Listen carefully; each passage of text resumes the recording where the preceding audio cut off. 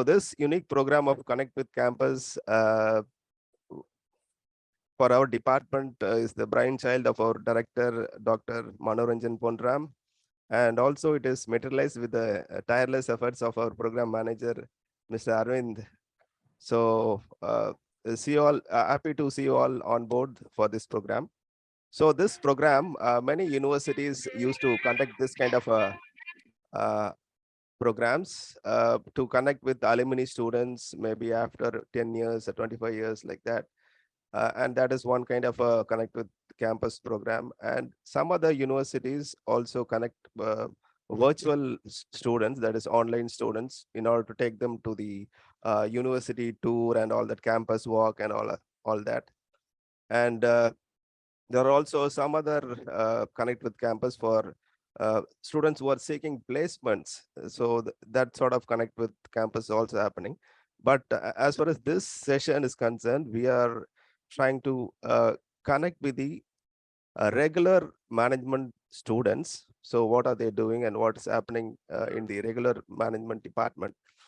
And more so, this particular program, we are trying to have or enlighten you on the research activities carried out by the regular department. So we are happy to have on board Mr. MC Prakash, who is a full-time scholar under the supervision of Dr. Saravanan, Associate Professor, Department of Management Studies. So we are happy to have you, Mr. Prakash. Soon you're going to become Dr. Prakash. We are wishes for that.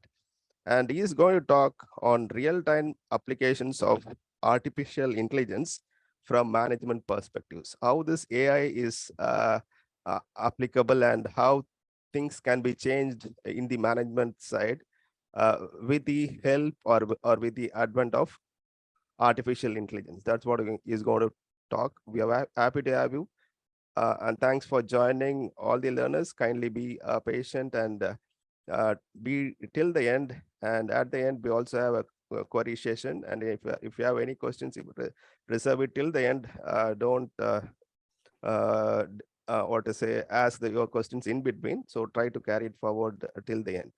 So thank you and happy learning. I now invite Mr. MC Prakash to take the session. Thank you. Thank you, sir. Thanks for your introduction. So good morning, my dear students. Hope you are able to see my screen, right? Yes, sir. Yes, sir. Okay. Yes, sir. Yeah, thank you. So before starting the presentation, so real-time applications of artificial intelligence from management perspective. So I will try to give an idea of how artificial intelligence is applied in the industry, applied practically in the world. So what is artificial intelligence? You need to know it, right? So when you say artificial intelligence, it's essentially machine learning and deep learning. So one more question comes: what is machine learning? Machine learning means it's a machine's way of learning from experience. How do human beings learn? Human beings generally learn from experience, right? We learn from our experiences. We learn from the mistakes that we make, etc. So simulating this activity is what is being done in machine learning. Then what is deep learning? In deep learning, they try to simulate the human brain. So when you take the human brain, communication happens through the nerves, and the neurons are the basic element of a nerve. So when you take deep learning, they use something called neural networks. So they try to simulate the structure of the human brain. So this is just a high level idea of what AI is and its major components. So what's the first application? It's healthcare customers, medical expenses prediction use case.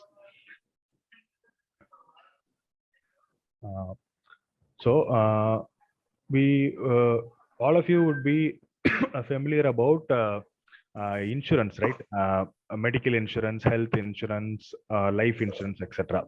So usually how the premium amount for insurance is calculated is they have a standard formula, and using that formula they calculate it. Of course, the population that they take into account is updated based on census data. But what happens is a census data is taken only once in 10 years. So the extent to which the insurance premium suggested will be accurate is question mark. I am not saying that it would be inaccurate, but the accuracy can further be improved when we use artificial intelligence. So here what we are doing is we would be feeding a data set that is available with us, and going forward, real-time data will be fed based on which the premium will be predicted by a machine learning model. So the goal of this use case is to use patient data to estimate the average medical care expenses incurred by the patients under study. These estimates can be used to create actuarial tables that set the price of yearly premiums higher or lower depending on the expected treatment costs. So here the main objective is to come up with a premium value that's fair.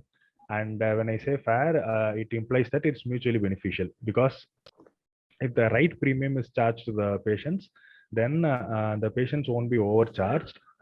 This is from the patient's perspective. Then from the insurance provider's perspective, they will get a fair profit. They won't be able to charge more than what is required and get an unfair profit. So that's what we are trying to do here. Then moving to the data for study.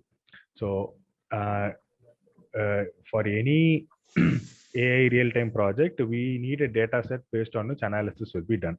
So here the data set that we'll be using for analysis is a CSV file, that is an Excel file with comma separated values. So the name of the file is insurance.csv. So before going further, I will show you how that data set will look like.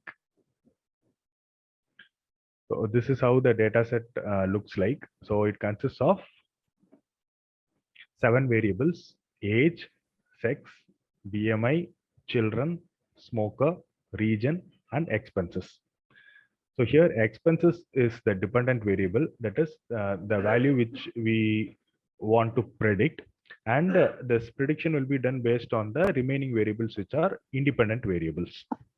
So we have a total of 7 variables, out of which 6 are independent and 1 is dependent. You can also take a look at the values. In age, you can see values like 19, 18, 28, etc. In sex, it's either male or female. In BMI, you have values such as 27.9, 33.8, 33, etc. As far as children is concerned, it indicates the number of children, 0, 1, 2, etc. In the case of smoker, it helps us know whether a patient is a smoker or not. If he or she is a smoker, then it will be mentioned as yes. And if he or she is not a smoker, it would be mentioned as no. As far as region is concerned, and this is a data set based on people in US. So there they classify region as Northeast, Northwest, Southeast, and Southwest. And expenses is again a numeric value. So now let's look at the description of the data set in a bit detailed manner. The insurance.csv file includes 1,338 examples of beneficiaries currently enrolled in the insurance plan, with features indicating characteristics of the patient as well as the total medical expenses charged to the plan for the calendar year. The features are as follows: age, an integer indicating the age of the primary beneficiary; sex, the policyholder's gender, either male or female. Now we have the third gender, which is officially recognized.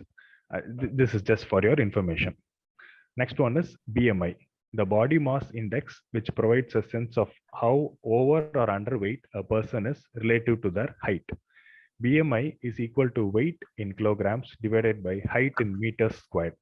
An ideal BMI is within the range of 18.5 to 24.9. So If your BMI value is below 18.5, then it means that you are underweight, and if your BMI value is above 24.9, it means that you are overweight.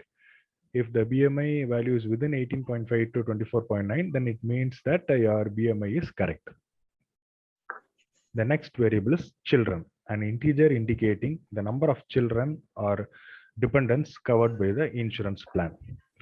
Smoker, a yes or no categorical variable that indicates whether the insured regularly smokes tobacco. Region, the beneficiary's place of residence in the US divided into 4 geographic regions: Northeast, Southeast, Southwest, or Northwest. Expenses, the medical expense incurred by a patient. So I would like to add one more information here. So if you look at the data set, generally the values are classified into 2 categories. So one is numeric and the other one is categorical. Categorical is nothing but non-numeric. Aisha, please mute yourself. So when it comes to numeric, it can either be an integer or floating value. Floating value is nothing but a decimal value. Then when it comes to non-numeric, it's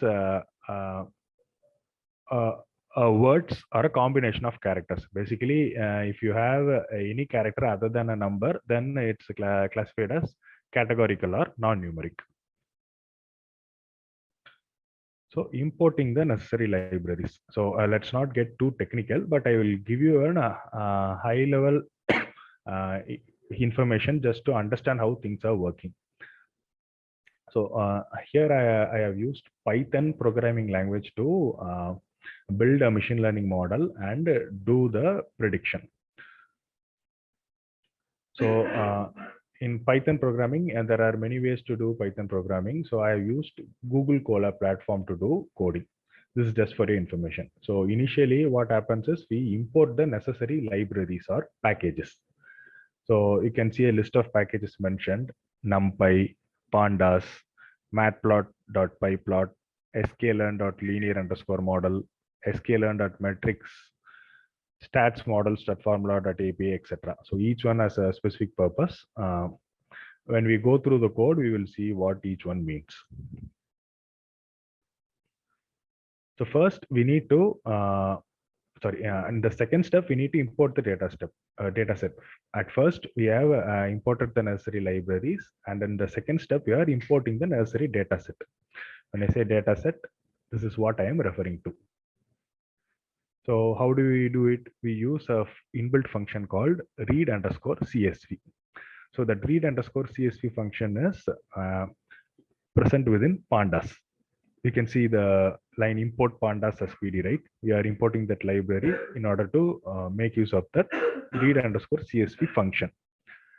So we are writing 2 lines of code from google.colab import files uploaded equal to files.upload. These 2 lines are returned in order to ensure that we just mention the name of the file name, that is the file name of the data set to be imported. We need not mention the path. Here the advantage is if we mention the path, if the program is run from some other system and if the dataset is available in some other location, then you need to go and change the path in the code. But in this case, you don't have such a problem because a prompt will come, and that prompt will help you choose the location in which the dataset file is present.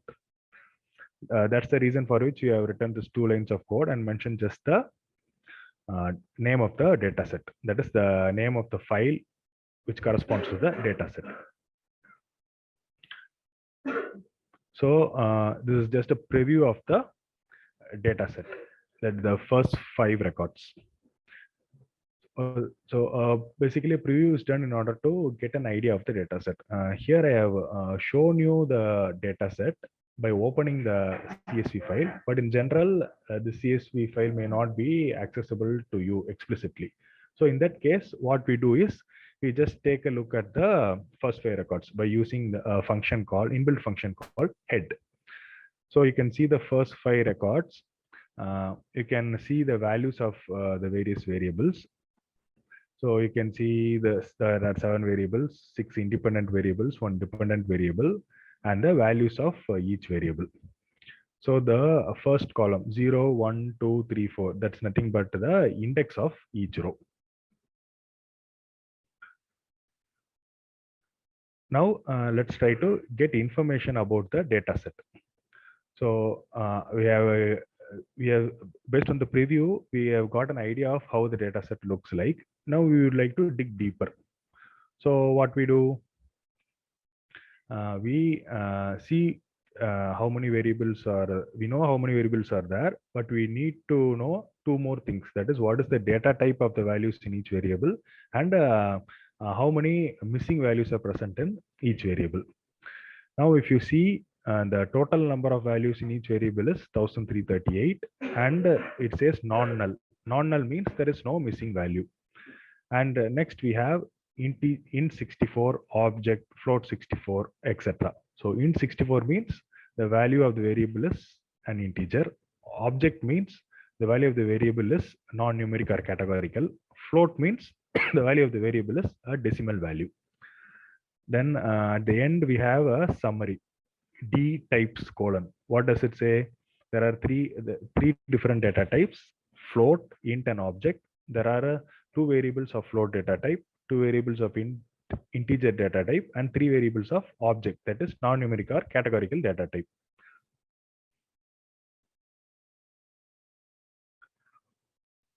So we Moving- know data type varchar and these. What is object and float? I am hearing first time. Here, you need not go to varchar and all. So here it's very simple. So either it's in numeric or non-numeric. Numeric means it is either integer or float. Float means any decimal value. If it's non-numeric or categorical, it's object. It's very simple. Do you get it? Okay, So okay, thank you. for character, we are using object. as well. Yes.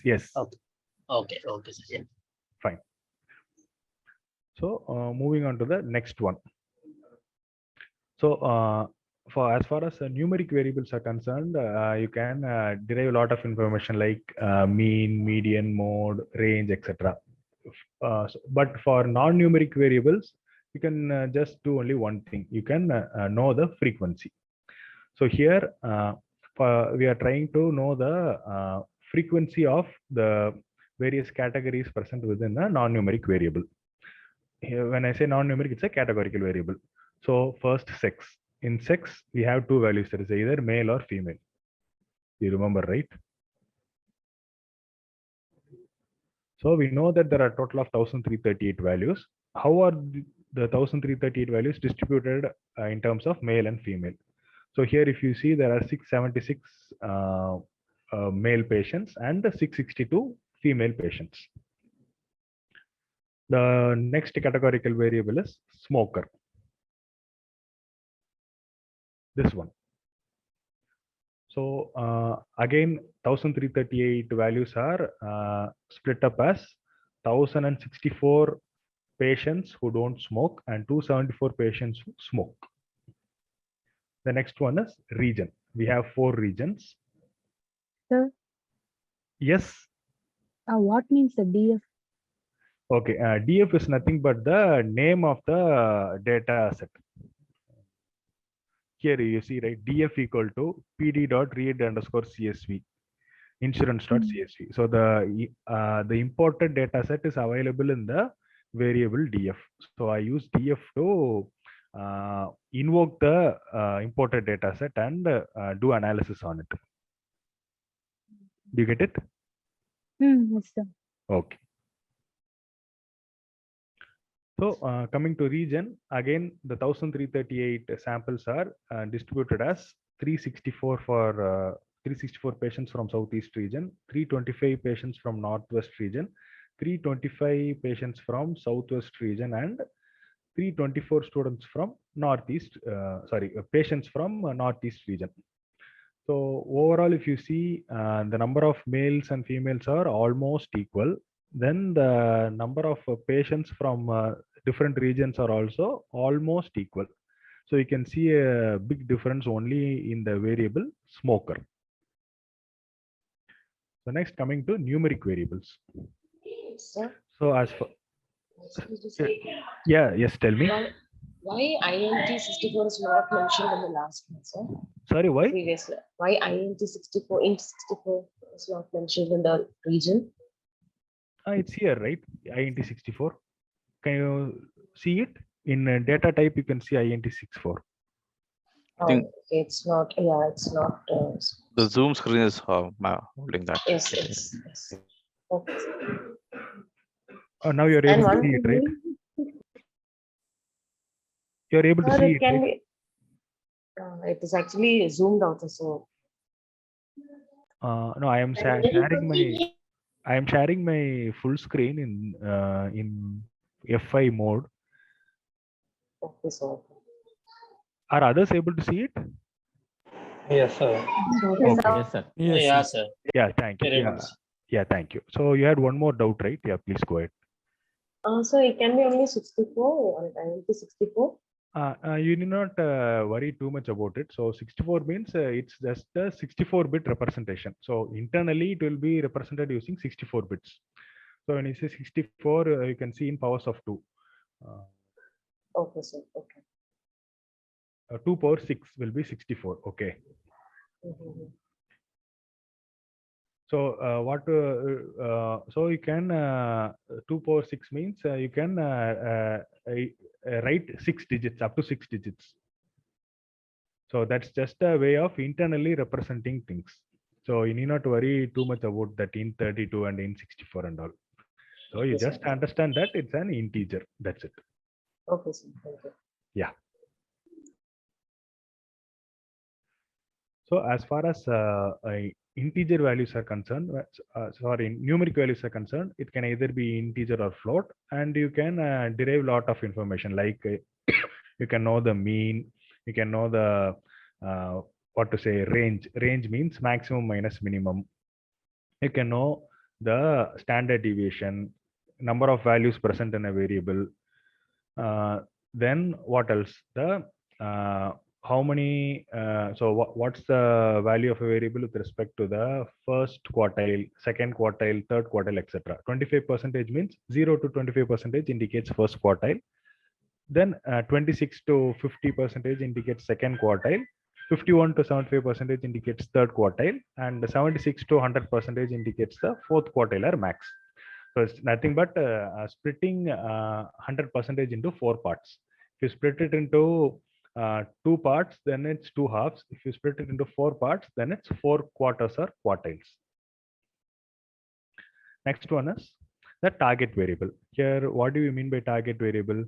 When we say target variable, we are referring to the dependent variable. Our model's dependent variable is expenses. We know, right? Which measures the medical costs each person charged to the insurance plan for the year. So basically, whenever you take an insurance plan, you will be asked to pay a premium annually. That's what they mean. So we are trying to predict that the premium value, this value expenses. This is the dependent variable. So prior to building a regression model, it is often helpful to check for normality. So what they're trying to say here is, if the data follows a normal distribution means it will look like a bell-shaped curve. Basically, what it means is the values will, the net values will almost be equal. That is, on one side of the bell-shaped curve, there will be a few values, and on the other side of the bell-shaped curve, there will be an equal number of values. So the average will almost be the same. That's what they are trying to tell here. If you have a data set consisting of such values, then the regression model will work well. Although linear regression does not strictly require a normally distributed dependent variable, the model often fits better when this is true. So here we are trying to see how data is distributed using a histogram. So if you draw a frequency polygon in the sense, if the midpoints of each of the bar is connected via a smooth curve, then what you will get is a frequency curve. So from here we can look at we can observe that the frequency curve doesn't follow a normal distribution, because if it follows a normal distribution, it will resemble a bell shape. Here it doesn't resemble a bell shape, so it is skewed. That is, the curve is pulled to one side. The above figure shows a right skewed distribution. Skewed means not evenly distributed. That's what it means. It also shows that the majority of people in our data have yearly medical expenses between $0 and $15,000, in spite of the fact that the tail of the distribution extends far past these peaks. So here you can see two axes, right? X and Y axis. So in X axis, you have the value of expenses 0, 10,000, 20,000, 30,000, 40,000, 50,000, and 60,000. On the Y axis, you have the number of patients in that particular range 0, 100, 200, 300, 400, 500, etc. So from the bar, you can see that more than 500 patients are within the range of 0 to 10,000, and almost 400 patients are within the range of 10,000 to 15,000. So it's in the middle of 10,000 to 20,000. So you can take it as 15,000. So the medical expenses of the majority of patients is within $0 to $15,000. Say 500 plus 400 means almost 900 patients. But you can see medical expenses incurred beyond $15,000 too. You can see patients whose medical expenses are 20,000, 30,000, 40,000, 50,000 till 60,000, right? That's what they mean by the second point. Although this, Hello. yeah. In the last graph, we can see like the graph is starting from just there's a space between 0 and the bar graph started. So does it mean like some of the people who have not taken any like such expenses? No. The reason is the expenses of no one is 0. That's it. So if you're paying an insurance premium, obviously it will be a value greater than 0, right? So that's what it means. So since it's so if you're paying insurance premium, you will be paying some amount X, right? It won't be given to you for free. So that's why there is space from 0, nothing else. Okay, thank you. Yeah.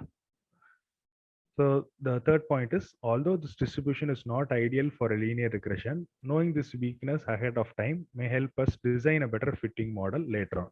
What is meant here is you can still go ahead and build a linear regression model, but in case if the expected accuracy is not arrived at, then you can know that one reason for it may be because the distribution is not normal. So now we are trying to find out the correlation. Correlation means how two variables are related. Generally, what we do is we try to find the correlation between the dependent variable and all the other independent variables. So generally, how machine learning models work is they work only with numeric values. So if there are non-numeric or categorical values, we need to convert them into numeric values. We will look about conversion later. Now we will just look about the numeric variables. So here expense is the dependent variable, and age, BMI, and children are numeric variables. So here you can see, right? Age is numeric, sex is non-numeric or categorical, BMI is numeric, children is numeric, smoker is categorical, region is categorical, and expenses is numeric. So we have a total of 4 numeric and 3 non-numeric variables. So here when you say correlation, it will give you a table which consists of the correlation between all variables involved. But what we need is the correlation between each of the independent variable of the dependent variable. Here, just look at the fourth row, that is the row for expenses. So in the fourth row of first column, that is the correlation value between expenses and age is 0.299. Then between age and BMI is 0.198. Between expenses and children is 0.067. So we need not consider the expenses and expenses. Obviously, the correlation between the same variable will be 1, and just ignore that. So apart from that last value in the fourth column, fourth row, we can see that age and expenses are more relative to BMI and children. So that's one information that we can derive. Generally, when we say correlation, the value will be in the range of -1 to +1. Next one is trying to pictorially represent the correlation between variables. Basically, we are trying to find a pattern. So for that, we use something called a scatter plot. So first, we try to find pictorially depict the correlation between age and expenses. You can see that from the bottom, you can see an almost linear line, right? A line which gradually increases at a steady pace. That's one pattern. When we try to pictorially represent the correlation between BMI and expenses, we could not find any pattern. Then when it comes to children and expenses, you cannot find a pattern which can be interpreted. Interpreted in the sense, if you find a straight line or a curve, there is something we can interpret. But these are all just vertical lines which are zigzag. So this is just an attempt to visualize how two variables are correlated, nothing more than that. Next one is, let's get into building the model. So before getting into building a model, I will tell you what a model is. So a model is nothing but a mathematical equation. So as far as machine learning and deep learning are concerned, we do have several algorithms, and each algorithm will be used for a particular purpose. Here we will be using linear regression algorithm.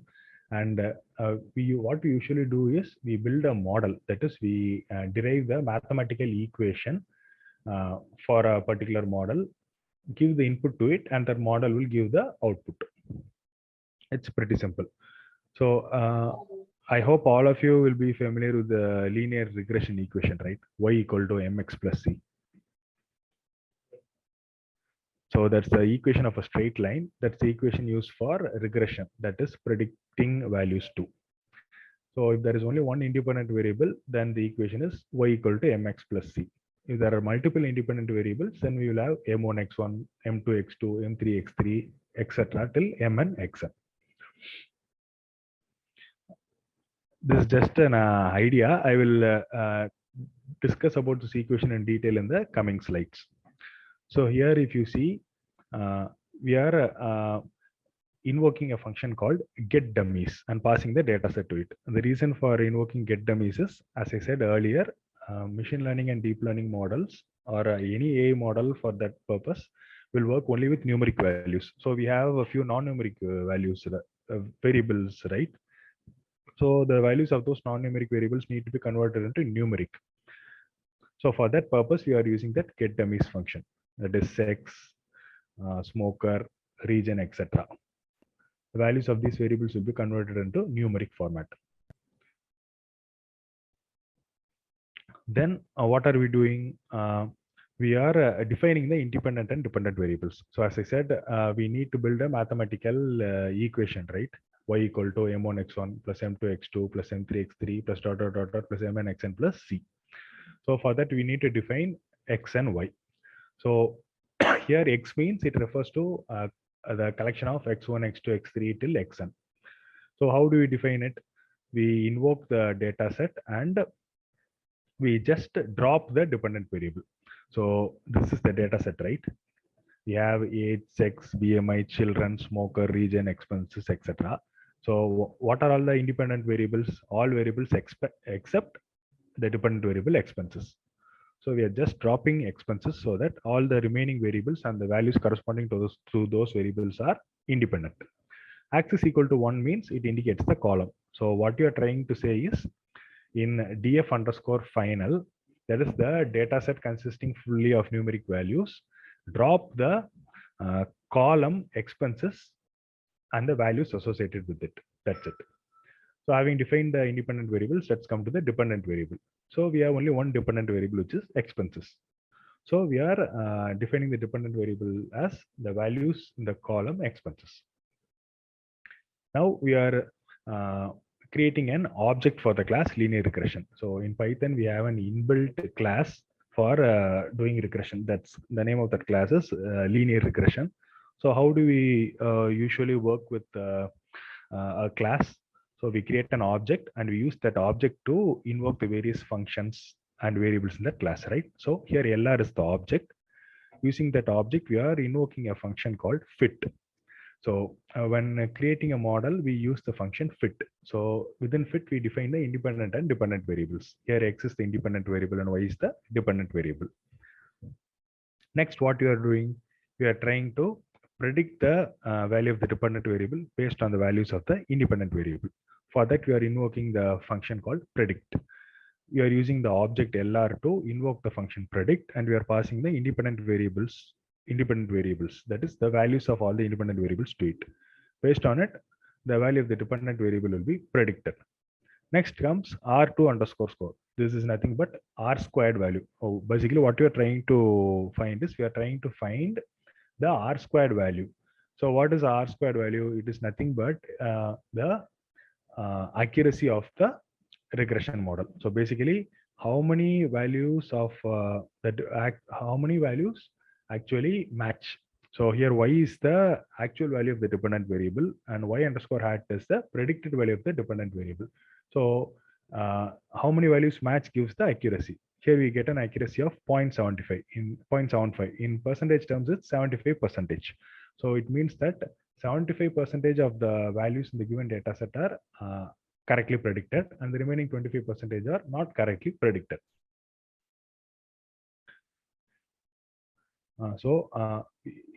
We have something called OLS, that is ordinary least squares method. If we invoke this ordinary least squares method, apart from knowing the R squared value, we can also know the p value of the various independent variables. So what do you mean by p value? P value is nothing but a value which indicates the statistical significance. So let's not get too technical, just understand the basics. So basically, what p value means is if the p value is less than 0.05, then it means that it is statistically significant. If it's above 0.05, then it means that it is statistically not significant. So what we are trying to say is if a variable is statistically significant, then it significantly influences the dependent variable and hence it can be retained in the model.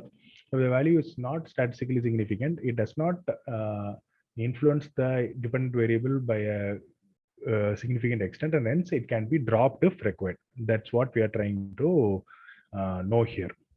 So here if you see the dependent variable is expenses, the R squared value is 0.75. And if you look at the fourth column, P greater than modulus of T, that column gives the P value of each variable. Ignore intercept.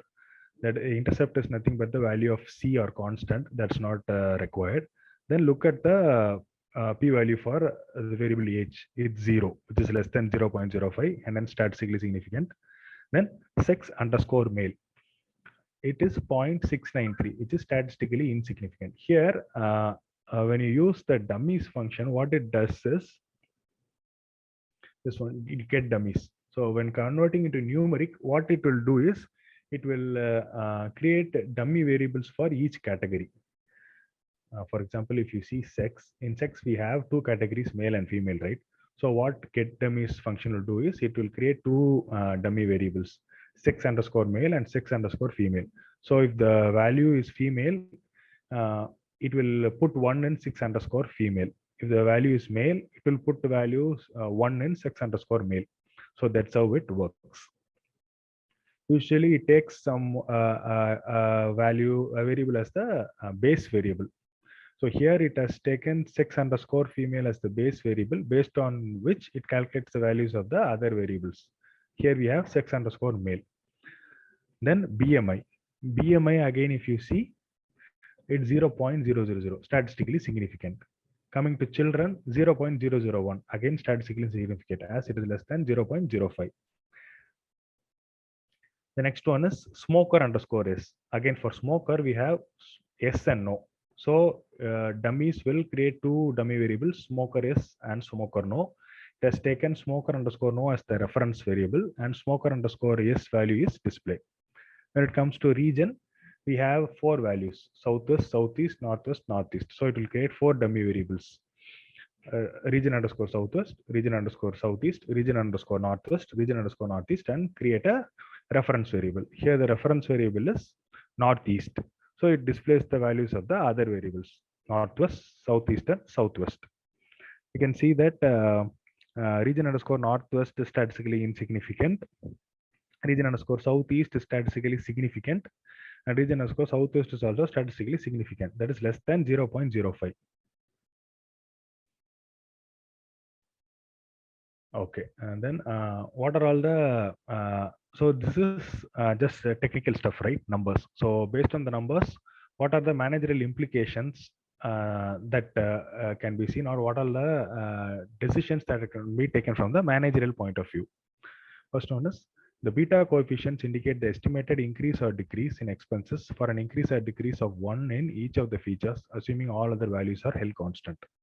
So what they're trying to say is, here, if you see the first column, coefficient, COEF, what it means is, for example, let's take age. For age, we have the value 256.8392. What it essentially means is, if the age of a person increases by 1 unit, then the total premium will increase by 256.83. So let's assume that my age is 30 and my friend's age is 31. So the premium charged for my friend will be 256.8392. Okay, let's approximate $257 more than the premium charged to me, assuming that all other parameters are constant. So this is what they are trying to tell here. The other one is, yeah, here it's they are given the same example. For instance, for each additional year of age, we would expect $256.8 higher medical expenses on average, assuming everything else is equal. In simple terms, if the age of a person is more, then the insurance premium charge will be more, because the medical expenses will also be more. That's obvious, right? As you grow older, that is, the age of a person is 50 or 60. As you start growing older, you will start getting many diseases, you will fall ill frequently, and hence the medical expenses will also get more for you. Hence, they are charging a higher premium for you. Next one is, similarly, each additional child results in an average of 475.7 in additional medical expenses each year, assuming everything else is equal. So if you look at children, the coefficient value is 475.688, approximately 476. What does it mean? If you have one child, then the expenses incurred will be limited to that child. If you have 2 children, then the medical expenses incurred will be more, right? Because each time either of the 2 children or both the children fall ill, you will go to hospital, and the medical expenses incurred have to be paid by the insurance service provider. So they will charge you more in terms of insurance premium. The next one is for BMI. For BMI, for each unit increase in BMI, $339.30 have to be paid more. So this is again the case with BMI. So in BMI, what you are trying to say, whether a person is underweight or overweight, right? So as you start becoming more obese, the chance of getting diseases are more, right? So when a person gets fatter, general obesity is associated with blood pressure, cholesterol, etc. You do get more medical problems, and hence you will visit the hospital. You will get more medical expenses, and hence in order to cover for that expenses, they charge you an additional premium. The results of the linear regression model make logical sense. Old age, smoking, and obesity tend to be linked to additional health issues, while additional family member dependence may result in an increase in physician visits and preventive care, such as vaccinations and yearly physical exams. So apart from falling ill, there are 2 other things that are mentioned here. One is vaccination. So from COVID, we get to know about vaccination, right? So all of us would have put at least 2 vaccines for COVID-19. So if we are going to government health centers, it's free. But if you go to private hospitals, we are charged, right? But in as far as US is concerned, everyone will have a medical insurance policy, and they will be, and that insurance service provider will be paying for them. at least a significant percentage for them. No one will pay from their pocket. The medical expenses are really costly in US, and if you pay from your pocket, you will almost lose your life savings. So there, everything works via insurance. So even in US, people would have got vaccinated for COVID-19, and those expenses would be paid by that insurance service provider. So again, they will get that amount from the premium, right? Then yearly physical exams. So we would have heard about a yearly health checkup, right? So some people may go for health checkup in order to, at least once in a year, in order to know the status of their body, whether if they have any medical problems. If any, they will know it earlier and they can address it earlier. So all that expenses need to be covered. That's what they're trying to mean here. The R-squared value, also called the coefficient of determination, provides a measure of how well our model as a whole explains the values of the dependent variable. So as I said, R-squared value is nothing but a value which indicates the accuracy. So here, as an accuracy of 75% means 75% of the values of the dependent variable, that is 75% of the patient's expenses is correctly predicted. If there are 1,000 patients, the expenses of 750 patients are correctly predicted. As far as the remaining 250 patients are concerned, it's not correctly predicted. That's what they're trying to say here. R-squared value is similar to the correlation coefficient in that the closer the value is to 1, the better the model perfectly explains the data. So this is obvious, right? So an R-squared value of 1 means in percentage terms is 100%. It means that all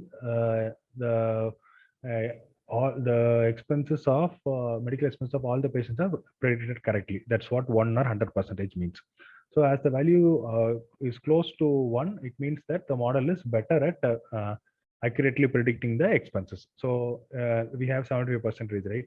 If it's 85% or 95%, what does it mean? Out of 1,000 values, 850 values are correctly predicted. Out of 1,000 values, 950 values are correctly predicted. So if the number of values that are predicted correctly increases, then that model is better, right? So that's what they're trying to say here. When you say value here, we are referring to the value of the medical expenses of a patient. Since R-squared value is 0.75, we know that the model explains 75% of the variance in the dependent variable. So this is one another way of telling that the model is 75% accurate.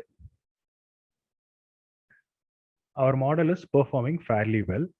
It is common for regression models of real-world data to have fairly low R-squared values. A value of 0.75 is actually quite good, but desired accuracy is greater for healthcare domain. However, as shown in the next section, we may be able to improve the model's performance by specifying the model in a slightly different way. So here what they're trying to say is here we have used a dataset consisting of the values of 1,338 patients or beneficiaries. But in real world applications, you will have datasets running through thousands of records. There may be 50,000, 1 lakh, a few million records too. So, and in the real world, you won't get a perfect dataset. Perfect dataset in the sense a dataset without any null values. You will have null values. You will have values which deviate from the normal range, etc. So you need to do something called data cleaning, and even when you do data cleaning, you won't be able to get 100% perfect dataset. So in real world, as far as real world data sets are concerned, there will be many challenges, and the accuracy, even deriving percentage accuracy of 80% is very much big thing. So generally, the accuracy of models built for real world data sets will be somewhere around 70 or 75%. I am telling at most. So from that perspective, they are telling that an accuracy of 75% is quite good. But in medical field, they generally look for a higher accuracy because it's a life and death scenario, right? For critical diseases, the predictions made should be much more accurate. Else, it may result in the death of a patient, or it may result in higher medical expenses for a patient. And that's what they're trying to say here. So 75% accuracy is not enough for medical expenses. So we need to increase the accuracy. So how to go about it? We will look at it in the next slide. If we have domain knowledge about how a feature is related to the outcome, we can use this information to inform the model specification and potentially improve the model's performance. So what they are telling here is the general approach is as far as the ML or DL is concerned, we have several algorithms, and if the accuracy given by one algorithm is less, we generally move to the next algorithms. So here we have used linear regression, and for this data set, it gives an accuracy of 75%. So what usually people do is they move to the next algorithm, say SVM, support vector machine. Then if that doesn't work, they move to the next one, decision tree. Then they move to the next one, random forest, until the desired accuracy is achieved. That's one approach. There is one more approach, that is applying the domain knowledge. Here, domain knowledge means knowledge about the healthcare. So what this is, generally the medical field is referred to as healthcare industry in US. So this healthcare industry or knowledge about this healthcare industry or healthcare domain can help us improve the accuracy of a model by making minor changes. Here the advantage is we need not move simply jump to other algorithms, because the problem in jumping to other algorithms is each algorithm has its own requirements. So linear regression will consume lesser resources. If you go to SVM or decision tree or random forest, they will consume more resources. When you consume more resources, the time taken to derive results and the expenses, that is cost involved, will also be more. So generally what we try to do is we try to reduce the time and cost involved and achieve better results. So for that, we are trying to use domain knowledge. This is where a managerial application comes in. So as a manager, we try to apply the domain knowledge and increase the accuracy of the existing model. So basically what we're trying to do is we are trying to optimize things. That is, trying to achieve a better result at the what to say, at lesser cost and lesser time. In linear regression, the relationship between an independent variable and the dependent variable is assumed to be linear, yet this may not necessarily be true. So what they're trying to say is for the values of a variable will follow a steady pattern. That is, it will either steadily increase or steadily decrease. So that's what is the assumption in linear regression, but that need not necessarily be true. It can even increase in a nonlinear fashion, that is in an exponential pattern. For example, the effect of age and medical expenditure may not be constant throughout all the age values. The treatment may become disproportionately expensive for old persons. So if you see, as far as children are concerned, they frequently fall ill, but they get only minor diseases, right? Cold, cough, fever, etc. But they fall ill frequently. If you see youngsters, when I say youngsters and middle-aged people, youngsters are generally a bit more healthier. They don't fall ill as frequently as children. Then when it comes to middle-aged people, they do fall ill more than youngsters, but not to the extent of old age people. But when old age comes, that is, if you see, till a person reaches the age of 40 or 50, the medical expenses incurred for them will be in the manageable level. But once they cross the age of 50 or 60, and they start getting a lot of problems, right? They start getting problems with their bones. Their bones get weaker. They have they get pain in their legs. Then they do get heart problems. They suffer from problems like sugar diseases which last for a lifetime, etc. So after a particular age, that is after 50 or 60, then the medical expenses shoot up drastically. So the medical expenses don't increase in a steady pace. So they increase exponentially. So that's what they're trying to say here. Suppose we have a hunch that the effort of a feature, here by feature they refer to a variable. Feature is not cumulative, rather it has an effect only after a specific threshold has been reached.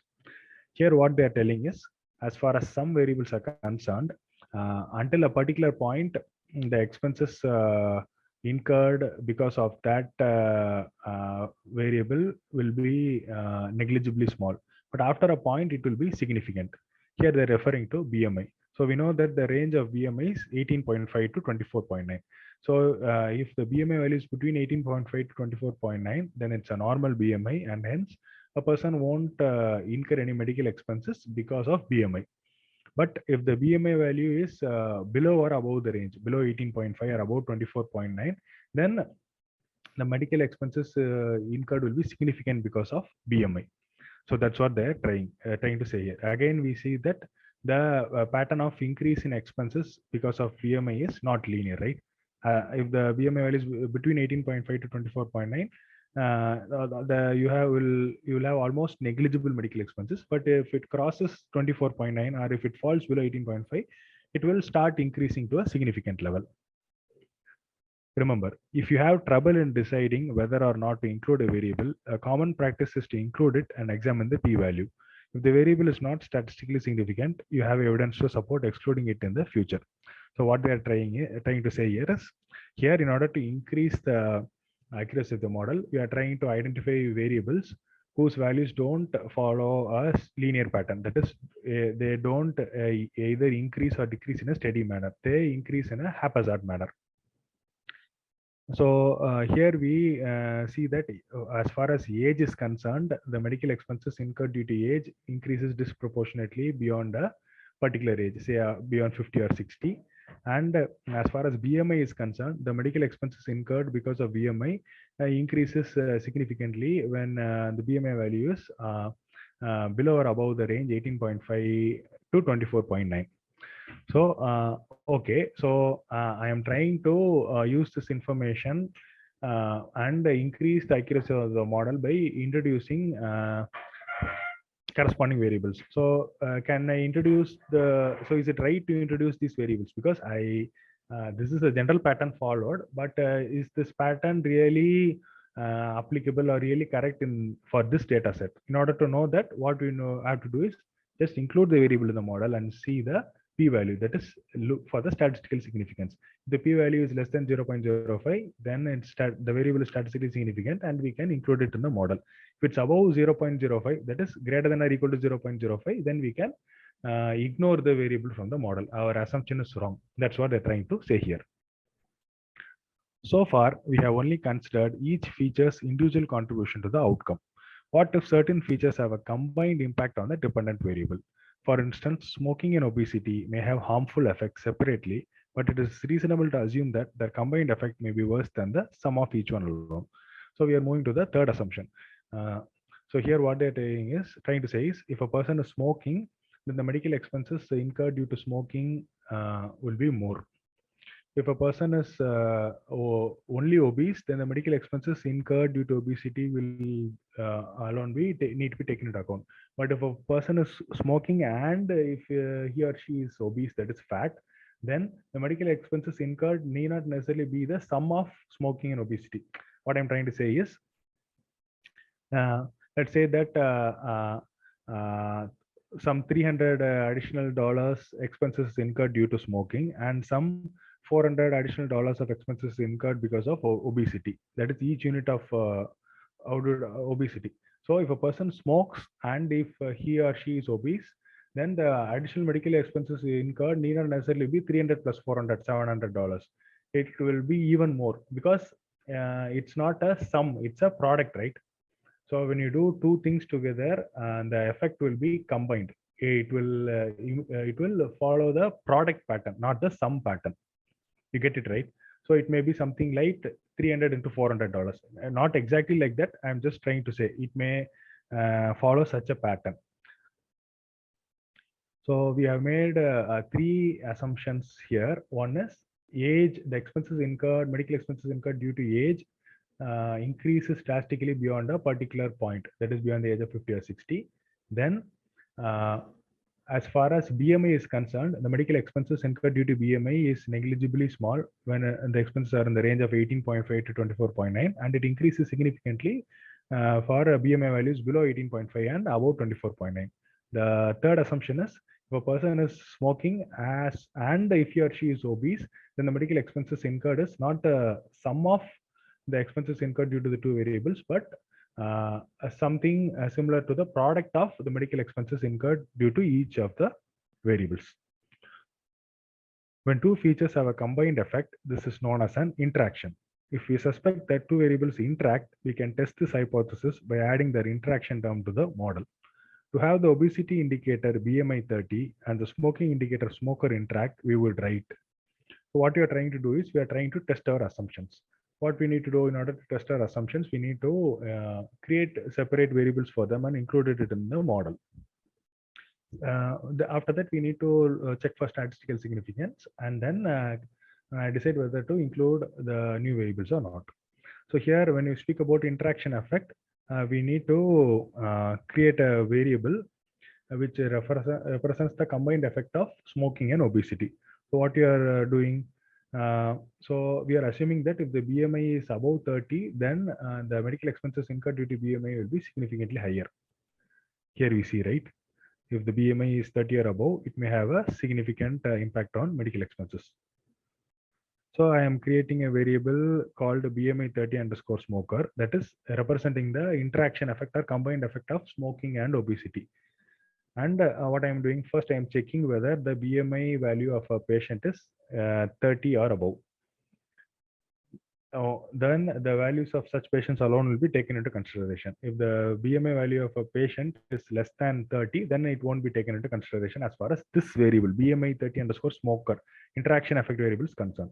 Next one is I am seeing whether a person is a smoker or not. If yes, then that corresponding value will be taken into account. If a person is not a smoker, then the value corresponding value of that patient won't be taken into account as far as the interaction effect variable BMI 30 underscore smoker is concerned.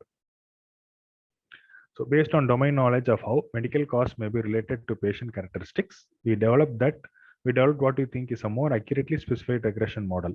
To summarize the improvements, we added a nonlinear term for age, created an indicator for obesity, specified an interaction between obesity and smoking.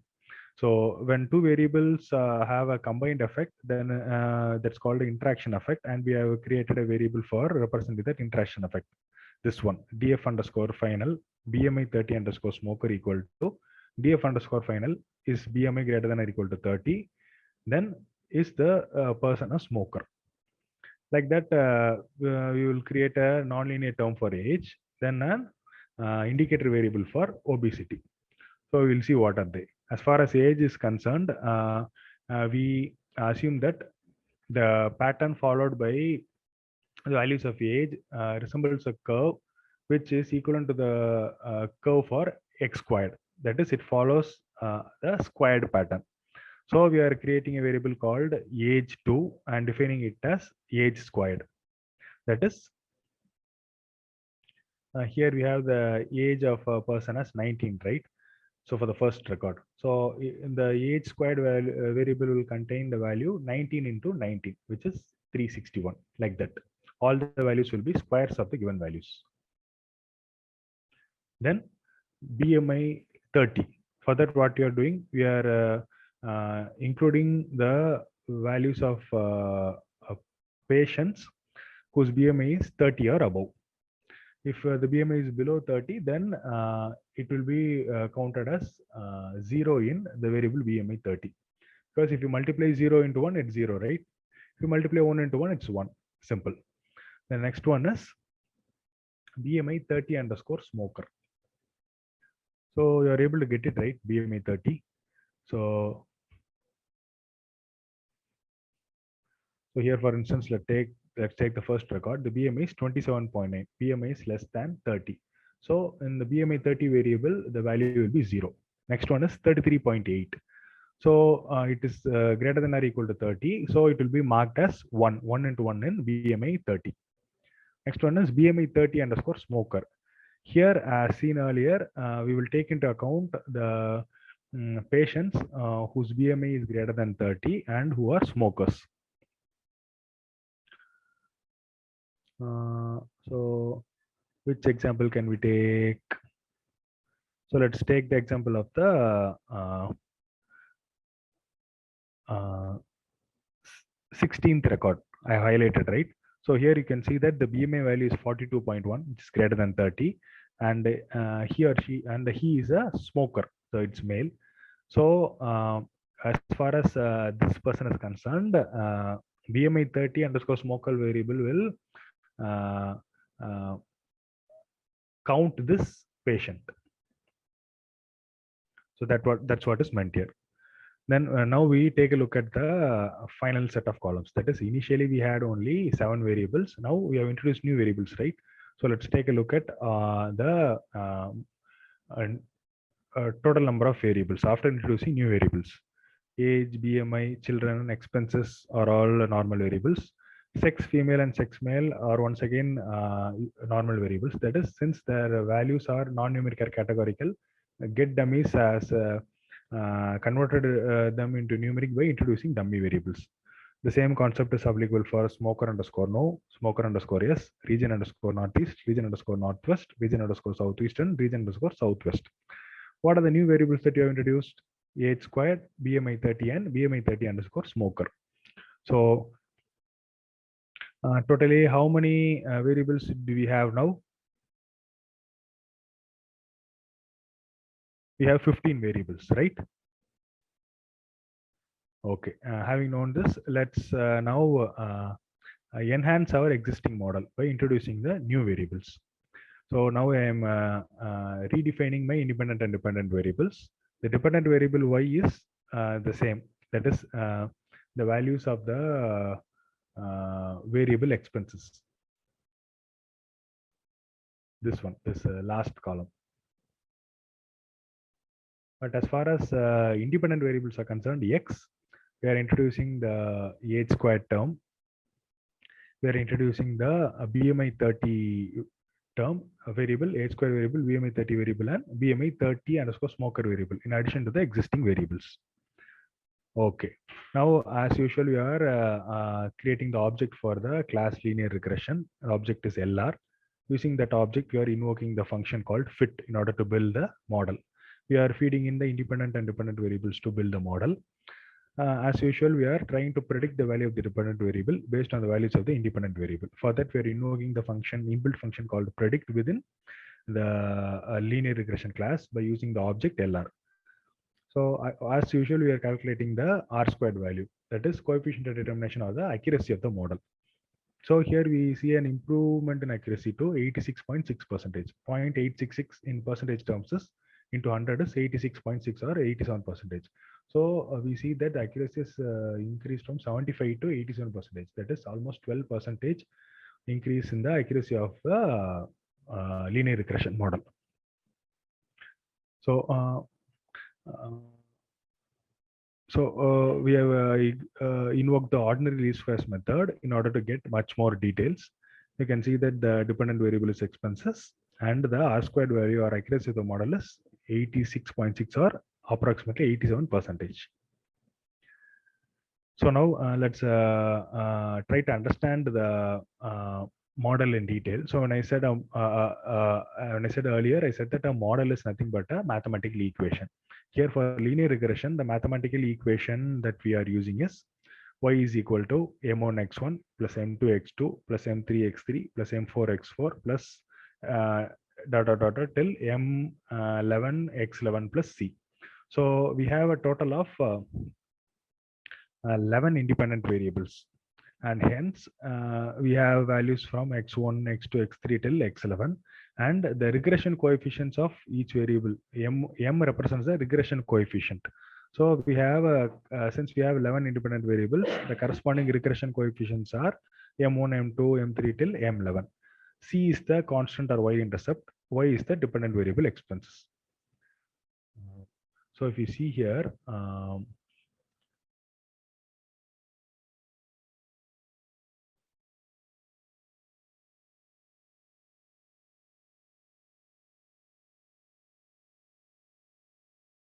so you have age, age squared, children, BMI,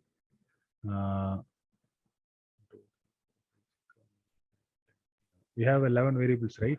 Age, age squared, children, BMI, sex underscore male, BMI 30, smoker underscore yes, region northwest, region southeast, region southwest, and BMI 30 underscore smoker.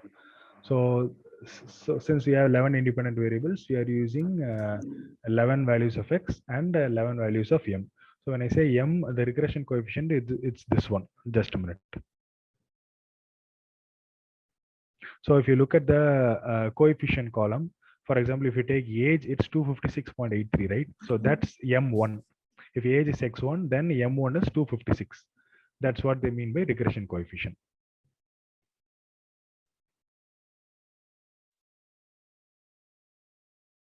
So you're able to get my point, right? Why we have 11 variables? Yes, sir. Yeah. Okay. Here we would have taken only one variable for each of the categorical variables, because the other one is taken as reference variable. For example, if you take smoker, it of smoker yes or smoker no, it's enough if we take one. The other one will be taken as reference variable. Same concept is applicable to region. Out of 4 regions, you can choose any 3 regions. Then the other region by default will be taken as a reference variable. That's why we are not included them. That is, we have not included smoker underscore no, and we are not included region underscore northeast. Okay.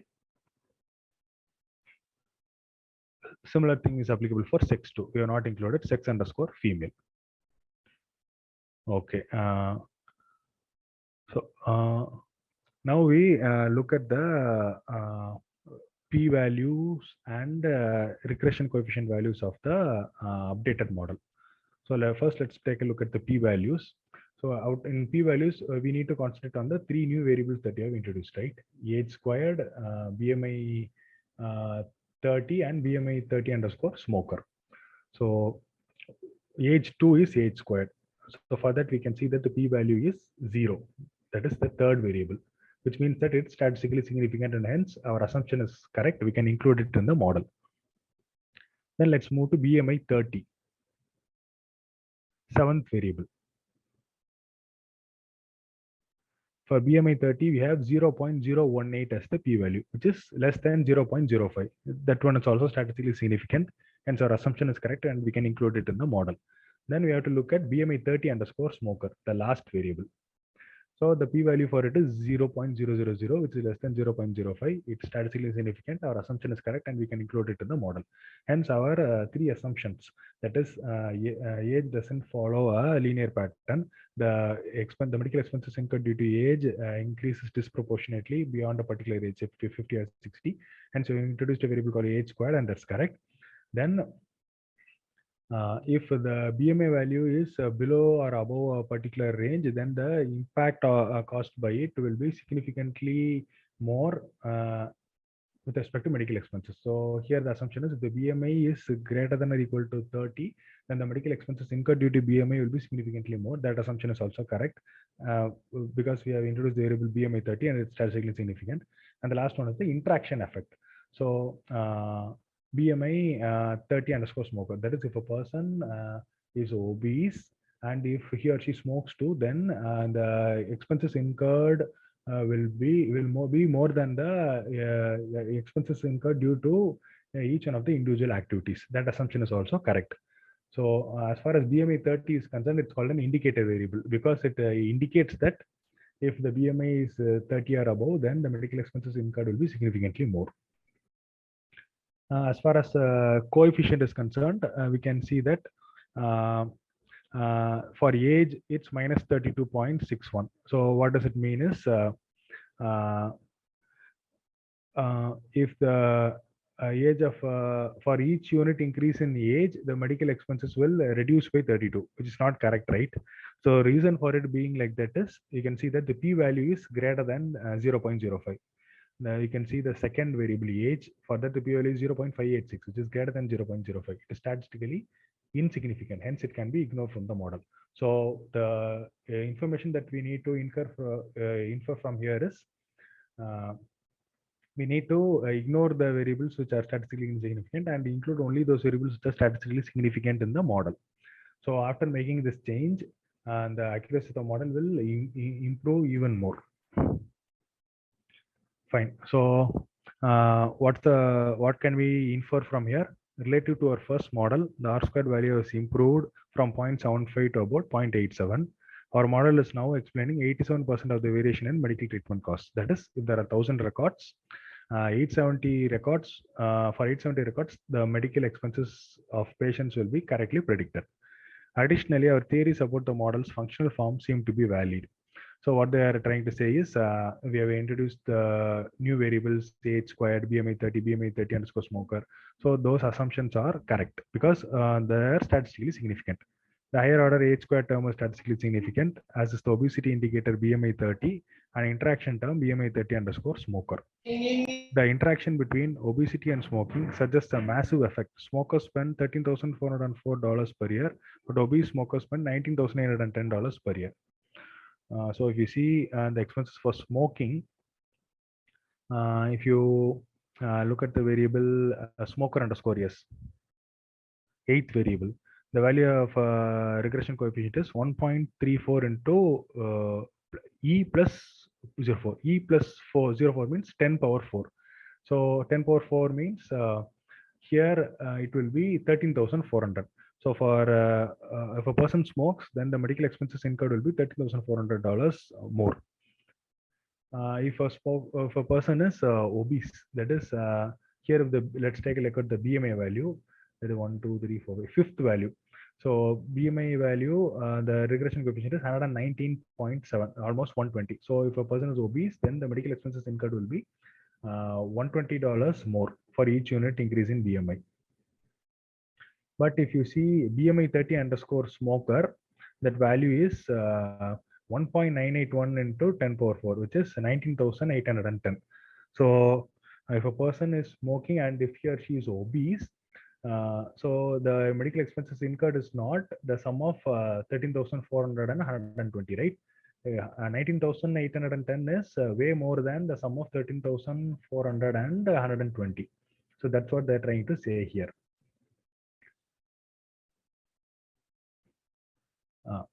Of course, the values of BMI and smoker are statistically significant. That needs to be noted here.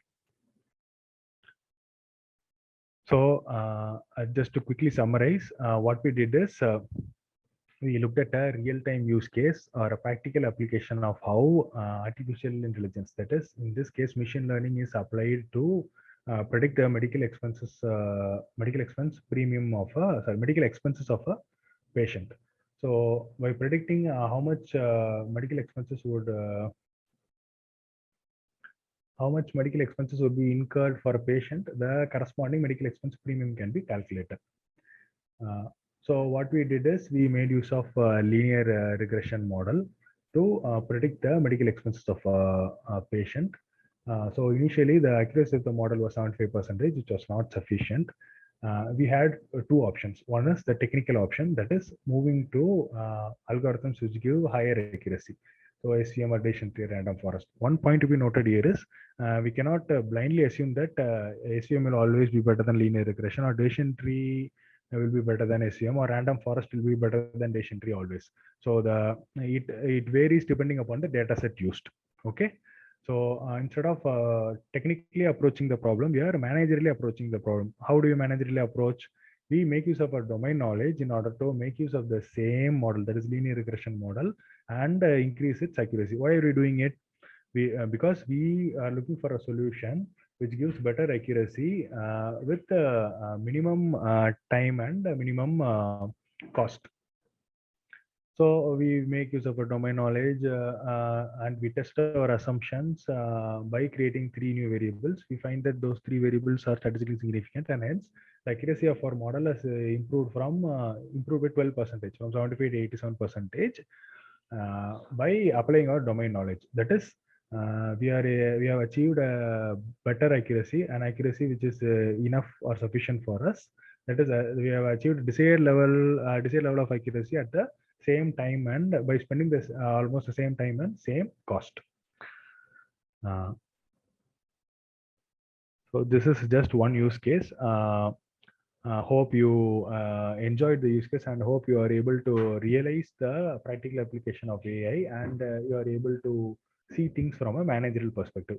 Also, we would have also been able to see things from a managerial perspective as far as the regression coefficient value is concerned, right? For example, if the value for age is 256, the regression coefficient is 256. It means that for each unit increase in age, your medical expenses increase by $256. So you can know that factor, right? Learners, do you have any questions? You can put it in the chat box, or you can straight away ask, unmute yourself, and you can ask. I encourage participants to ask questions by unmuting themselves, because that will help me understand things better and give better clarity to you.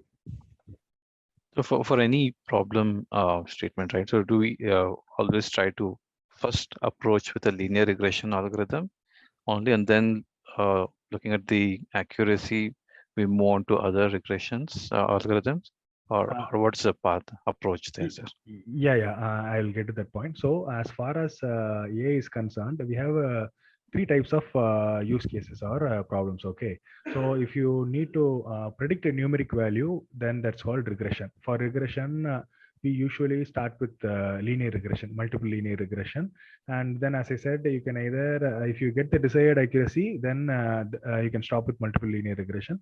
If you don't get the desired accuracy, you can apply the domain knowledge if you have it. Else, you can move to other algorithms such as SVM, decision tree, random forest, etc. The next type of use cases is classification. So classification means identifying, predicting the category to which a particular thing belongs to. For example, let's take rows. So we have red rose, violet color rose, white rose, etc. Right? So let's assume a use case where you want to predict the variety of a flower. So whether it's a red rose or a white rose or a pink rose, without looking at it. So in that case, it's a classification problem. There you will be applying the same concept, but instead of regression, you will be using classification algorithms. Say the same decision tree and random forest can be used for classification purpose too. There we usually start with logistic regression and move on to decision tree or random forest. The third type of use cases is clustering.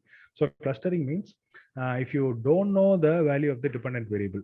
So I don't know what are the different possibilities of the dependent variable. In that case, you'll be using something called as clustering. So in a real-time use case, almost 90 to 95% of the use cases are either regression or classification-based use cases. Only 5% of the use cases are clustering-based use cases. So even for clustering, you have algorithms such as k-means clustering, hierarchical clustering, etc. The use case example that I have given is a general. You can take it as a general template for approaching any problem. So the changes happen based on three things. One, the data set used. Two, the nature of the problem, whether you are predicting a numeric value or whether you are trying to predict a category or whether you don't know a category. And the third one is the desired level of accuracy. So these are the three things that need to be kept in mind while approaching any problem. Great, sir. Thank you. Yeah, you're welcome. And then just I would like to add one more point. So as far as research is concerned, deep learning is used only to a small extent. I'm saying in relative terms.